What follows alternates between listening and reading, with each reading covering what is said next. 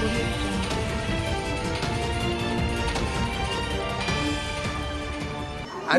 प्रधानमंत्री श्रीजुक्त नरेंद्र मोदी जन्मदिन आज आमर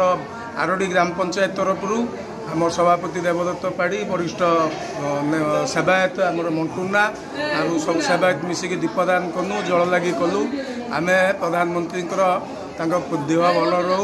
से देश जमी भल चलू या आम ठाकुर पाखे प्रार्थना करूँ। बाबा आखंड निकट में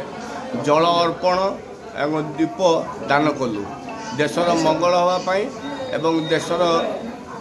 समस्त देहपा भल रही नरेंद्र भाई मोदी देहपा भल रही बाबा आखंड पाखे प्रार्थना करूँ। आज प्रधानमंत्री नरेंद्र मोदी 75तम जन्मवार्षिक उत्सव में आम बाबा आखंड निकट में जल लगी दीपदान एवं जगतर कल्याण करने आम प्रभु निकट में प्रार्थना कलु एवं